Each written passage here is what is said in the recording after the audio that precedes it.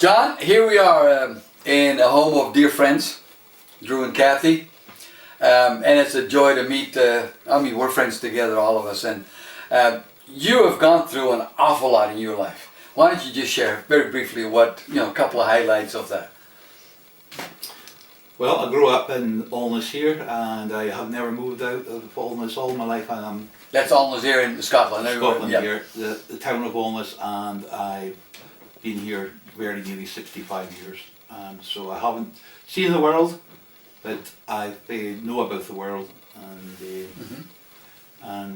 just that's you might think it's quite a narrow life, but it's not. We can, because we've got the TV there and we see everything's happening every day. So.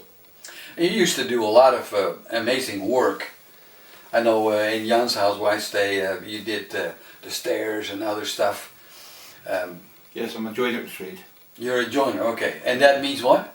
That means I grew up in a firm that did all things. You not only did joinery work, you did bricky work, you did painting, you did dug the foundations, you did everything. So you're a kind of a master tradesman of some sort, Exactly. Yeah. But then something happened to you where that always kind of cut off, wasn't it? Yeah, I fell off the roof as an apprentice and I damaged my back of my spine when I was 15 years old. So that's... Oh well, that goes way back. That goes way back when I was an apprentice. So it hit me hard when I started going into my 40s. It started causing me a lot of pain. So I haven't been working for the last virtually 20 years. 20 years now? Yeah. Mm-hmm. Yeah. So, but it's been a hard 20 years in so many ways. With pain and through my own circumstances and my wife's circumstances. She's fighting cancer, non-Hodgkin's lymphoma, and we just are there for each other, helping each other get through the day so often. Right, yeah. So, and a lot of times I think both of you live with quite a bit of pain, don't you? Yes, physical pain, emotional pain. Things that you would think you normally do and you cannot do, and you get frustrated and sometimes a wee bit angry, but through it all I know how I have a saviour, and at the end of the day I know where I'm going, and it's not because of me, it's because of him, and it's not because of my faith, it's because of what he has done. And that's what. So when did you come to know the Lord? That's quite some years ago now, I think. Yes, yes. In my early, I was about 43, 44.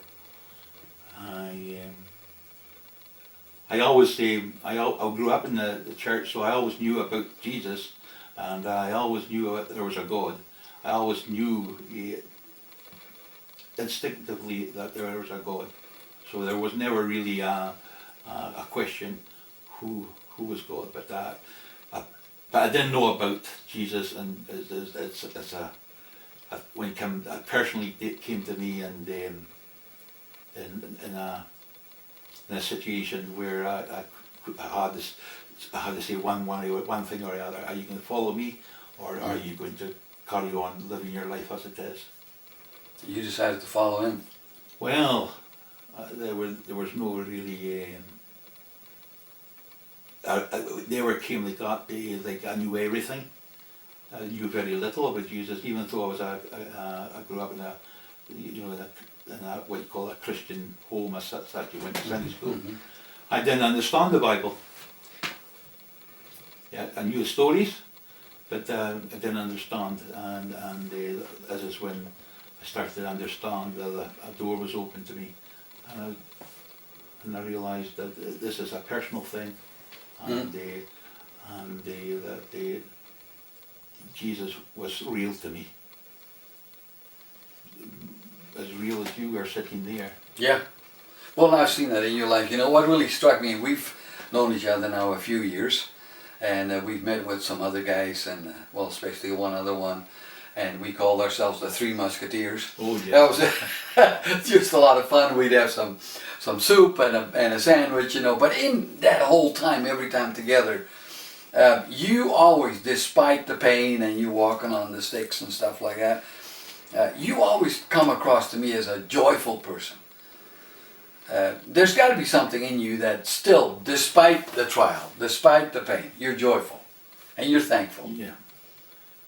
I find that through the pain and that, I can see others with a lot more pain than I have so often.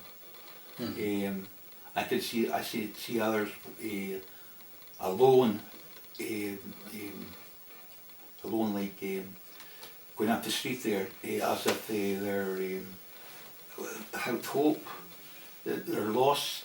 Yeah. They don't know what they have no motivation, and I sometimes see myself like that too, and that's why I can identify, and I have empathy with people who are going through through pain. Yes, I understand what they're going through, and that doesn't mean that I'm joyful all the time. I have my moments, and my wife and family will be able to testify to that. They see me in tears at times, but through it all I know that I have a Saviour. And everybody says, oh, he's talking about Jesus. No, but Jesus is alive to me. And what you say, how is he alive to me? Because I know what he's gone through for me. Mm-hmm. I know what he's gone through for me, and it's either him or nothing. Yeah. There's nothing else. It's Jesus or nothing. There's no in between. There's no in between. There's nowhere else. Does that mean that I am happy and joyful all the time? Rubbish, no. But at every day I know where I'm going. Yeah. I know where I'm going, and it's not because of me either. Oh, you must think that you're so holy, and that I'm far from it. I see myself as done, but Jesus sees me in a different, because he died for me, and I see I've got a new life in Jesus. Amen. I have a new life, and that's that new life I will want to live. But does that mean I get it right all the time? No, far from it. I get it wrong quite a lot of the time, and I've made big mistakes. I can take it to Jesus. Mm-hmm. I can take it to Jesus. There's no one else to take it to. I can go to my friends and share with them at times, and they can help me through it. I guess. But at the end of the day, it's Jesus and me. There's no one else. No. It's Jesus and me. And that's what gives you that joy inside, right? Deep inside. That's the joy. Yeah. That's the joy. Yeah. But because He has done everything for me, not me. Yeah. I can't do nothing in my own strength. No. I came to that conclusion very quickly. Even my best efforts are come to nothing. But Jesus' effort, Jesus was done, and it has to be Jesus all the time for me. Yeah. That's it. That's it in a nutshell. And that doesn't mean that's why you read the Bible, and that's why you go. People go to church. I don't go to church as often, and that's the thing. But you learn. It's a steady learning process. That doesn't mean that you're finish here, mumbling there. Well, there you go. This is John, and that's his testimony, and I really wanted to get him in. Maybe for you that are now listening, we think, wow, here's somebody. John has really suffered, and he's limited. That's why sometimes he can't even come to church.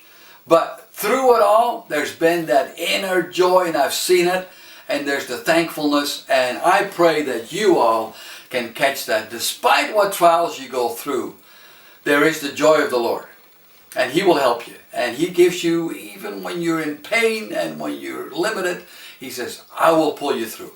So I've seen you grab the hand of Jesus, and He's pulled you through all these years. And that's the way it is, right? I see, I even have the strength to grab his hand. He's grabbed me. He's grabbing you, yeah. And taking me. That's to the it. key. He's grabbed you. So we hope that you can catch that. May the Lord bless you in that. And I would say go for it with joy and thankfulness. Friends, thanks for watching. I'd love to read your comments, and if you want, please subscribe.